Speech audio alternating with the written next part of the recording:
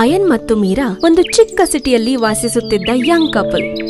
ಅಲ್ಲಿ ಜೀವನ ತುಂಬಾ ನಿಧಾನವಾಗಿತ್ತು, ಆದರೆ ಹೃದಯಗಳು ಮಾತ್ರ ವೇಗವಾಗಿ ತಿರುಗುತ್ತಿದ್ದವು. ಅವರಿಗೆ ಐಷಾರಾಮಿ ಜೀವನವಿರಲಿಲ್ಲ. ದುಡ್ಡು, ಐಶ್ವರ್ಯ, ದೊಡ್ಡ ಕನಸುಗಳೇನೂ ಇರಲಿಲ್ಲ. ಇದ್ದದ್ದೇ ನಿಜವಾದ ಪ್ರೀತಿ.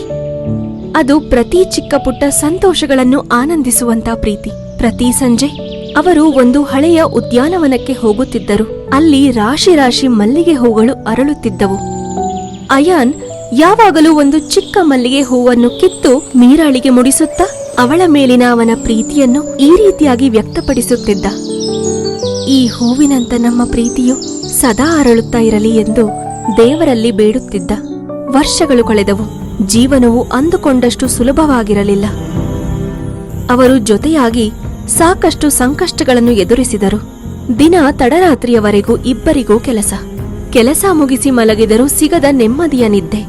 ಕೆಲವೊಮ್ಮೆ ನಿಶ್ಶಬ್ದಕ್ಕಿಂತ ಭಾರವಾಗಿದ್ದ ಅವರಿಬ್ಬರ ಮಧ್ಯದ ಮೌನ ಕ್ಷಣಗಳು.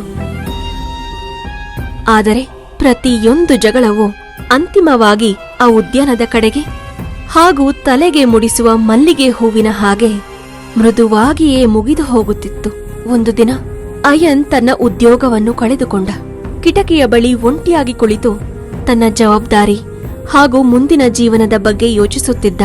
ಮೀರಾ ಮೌನವಾಗಿ ಹೊರಗೆ ಹೋದಳು. ಸ್ವಲ್ಪ ಹೊತ್ತಿನ ಬಳಿಕ ಒಂದು ಚಿಕ್ಕ ಮಲ್ಲಿಗೆ ಹೂವನ್ನು ಹಿಡಿದು ಬಂದು ಅದನ್ನು ಅಯನ್ಗೆ ಕೊಟ್ಟು ನಿಧಾನವಾಗಿ ಹೇಳಿದಳು, ಈ ಹೂವಿನಂತೆ ನಮ್ಮ ಪ್ರೀತಿಯು ಸದಾ ಅರಳುತ್ತಾ ಇರುತ್ತದೆ. ಅಯಾನ್ ಕಣ್ಣಿನಿಂದ ನೀರು ಹರಿದು ಬಂತು. ಆ ಕ್ಷಣದಲ್ಲಿ ಅವನಿಗೆ ಅರಿವಾಗಿದ್ದು, ನಿಜವಾದ ಪ್ರೀತಿ ಎಲ್ಲರಿಗೂ ಸಿಗುವುದಿಲ್ಲ.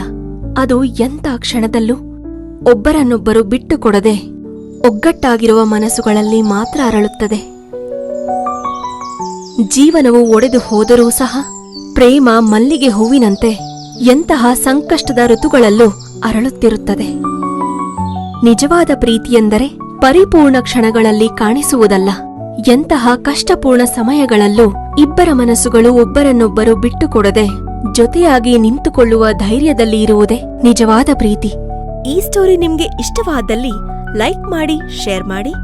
ಇನ್ನಷ್ಟು ಈ ರೀತಿಯ ಕಥೆಗಳನ್ನ ಕೇಳಲು ನಮ್ಮ ಚಾನೆಲ್ ಸಬ್ಸ್ಕ್ರೈಬ್ ಮಾಡಿ, ಪಕ್ಕದಲ್ಲಿರುವ ಬೆಲ್ ಬಟನ್ ಒತ್ತಿ.